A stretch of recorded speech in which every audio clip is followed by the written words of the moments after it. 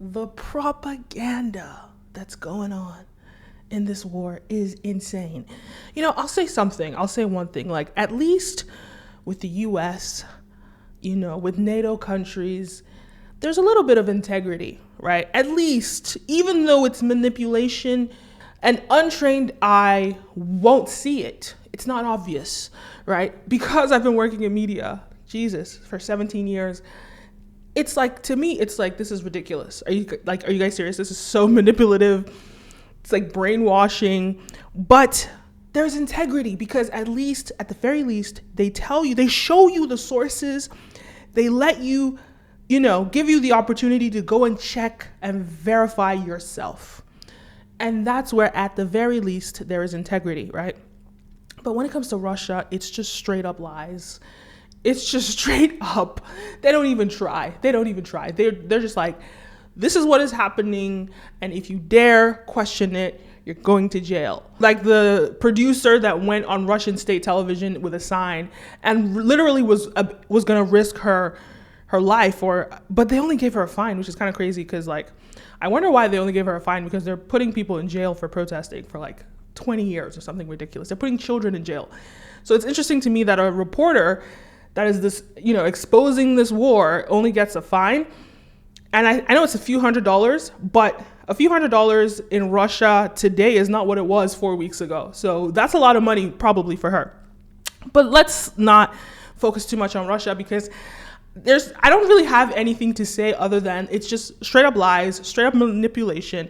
There's nowhere to sort of argue with that. It's just kind of like, it's a lie, and that's just a fact. Putin's just lying. Eleni, you heard there he's celebrating the annexation of Crimea, likening that now to this special military operation, as he's described it, in Ukraine.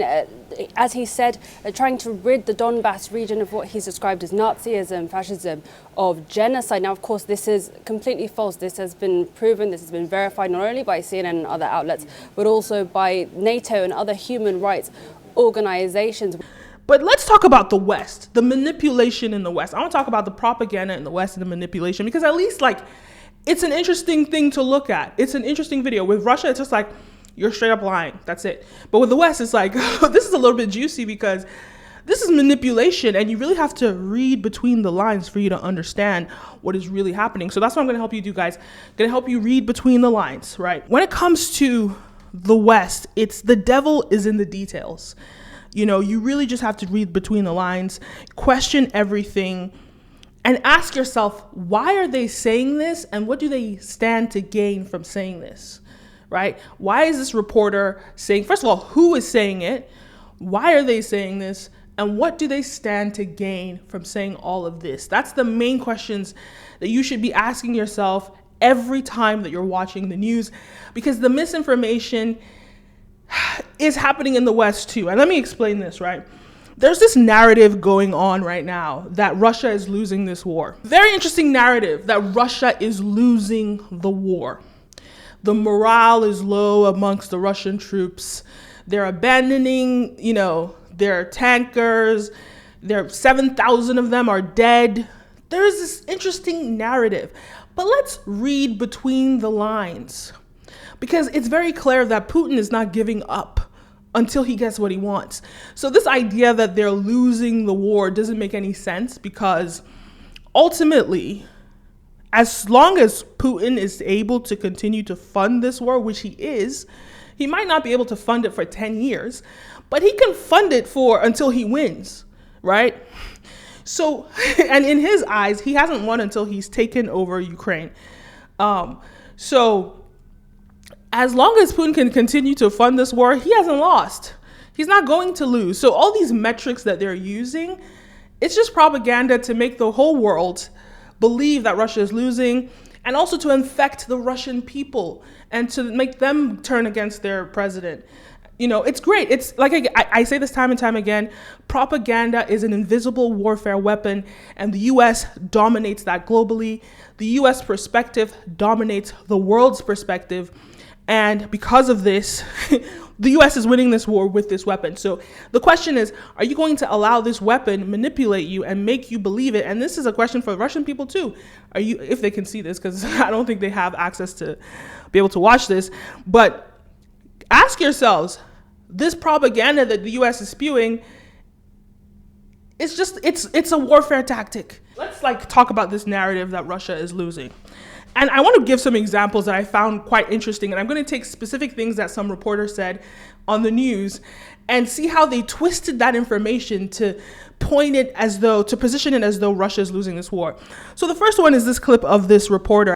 Most famously, the Soviet tanks rolled into Afghanistan in 1979 and ended up bogged down there for a decade. The war was a disaster for Afghanistan, where something like 2 million Afghan civilians were killed, but it was a debacle for the Soviet military. They lost nearly 15,000 Soviet troops over 10 years and ultimately had to give up and retreat. The Soviet Union itself collapsed just 2 years later, in part because of the unpopularity and cost of that war. And so here is something worth considering. If Afghanistan was a military catastrophe, a humiliating defeat that contributed to the fall of a global superpower, 15,000 soldiers killed over a decade, what would we call an invasion in which Russia has lost half that number in just 3 weeks? Because that is what American intelligence officials say has happened, according to new reporting by the New York Times. How is the amount of soldiers that have died an indicator of winning or losing a war? I mean, I get it in traditional times, yes. But what is the Russian population? I think it's about 150 million people.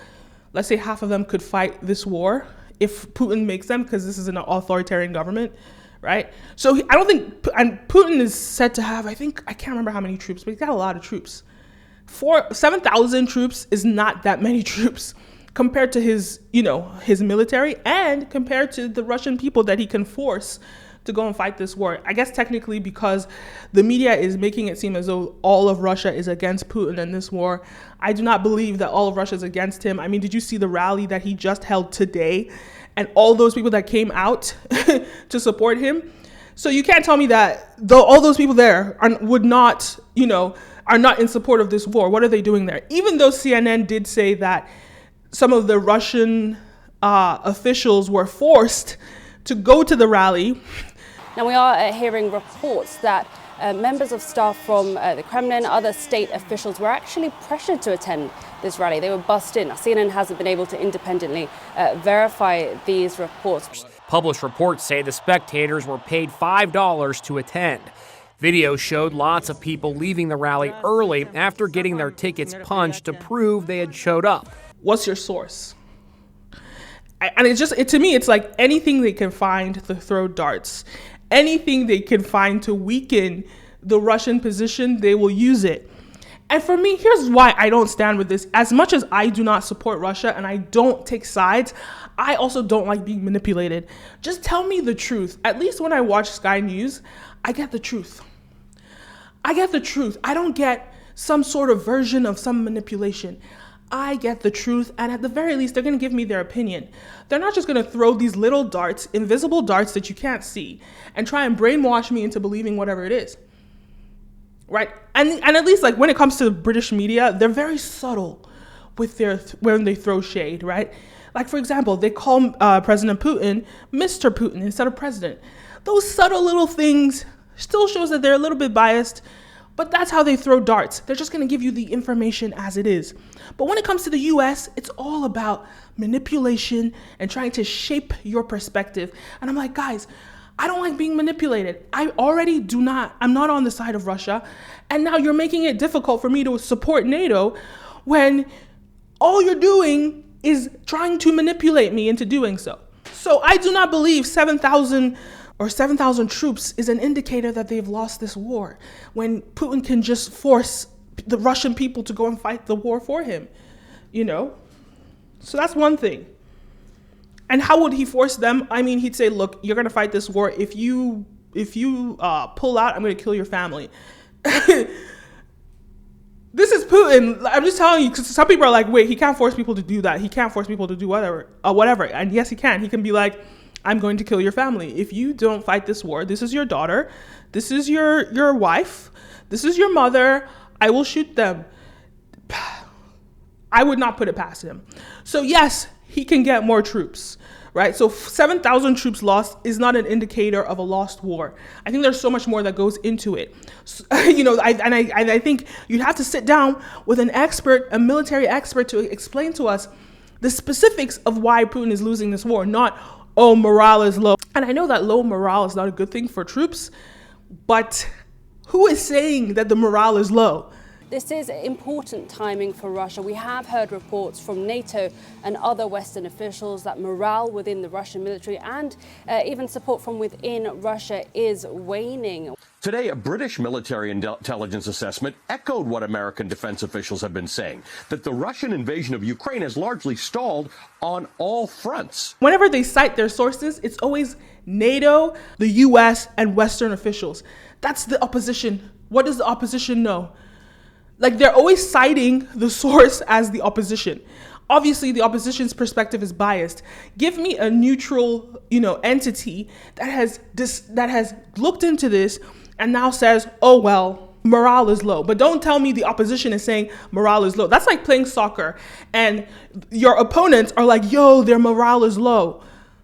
Of course they're going to say that. So, these sources are ridiculous. But it's so easy because they'll say our sources, and when you hear sources, you think it means, that's legit. Just the word sources, oh, that's legit. And you're like, oh, our sources are the US, NATO, and Western officials. Really? That's your source? Do better, CNN, do better. CNN hasn't been able to independently verify these reports. And of course, we have no way of independently verifying them. The other one, this one, again, the devil is in the details. You have to listen word by word to listen out and hear the manipulation because they are taking advantage of you. This reporter basically talked about how the morale is low. She went on that little rant that they love to say that. Morale is low.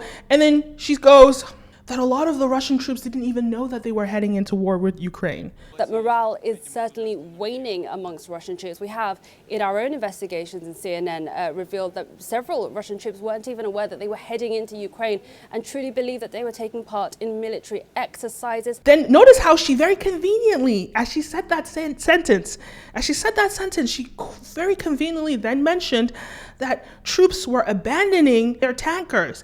There have been some anecdotal reports of even troops abandoning their tanks and weapons that have broken, faced with huge logistical challenges, according to NATO and other Western officials. What does that suggest? It suggests that the Russian morale is low, and because it's low and people they were deceived into entering this war, that they are now abandoning their tankers. That's what she's communicating, even though you have to look deeper. Because these reports of tankers being abandoned have nothing to do with morale being low. So I just think for me, it's the manipulation. And I just brushed on it a little bit in this video. And I go into a lot more depth about the Western manipulation, Western propaganda, as well as Russian propaganda and manipulation. You have to click the link on Stream OVG. You could go check that out on Stream OVG in my members group, Your Dummy's Guide to Global Politics. And I have an episode where I go into detail about how to dissect media manipulation, how to avoid it, and how to know when you're getting manipulated. It's a really good video, very rich video. Go check that out. Anyway, let me know your thoughts. Are you being manipulated? Do you believe everything that you see in the media? What are your thoughts? Leave a comment down below. Don't forget to like, follow, subscribe, all the above. My name is Kenim, and see you next time.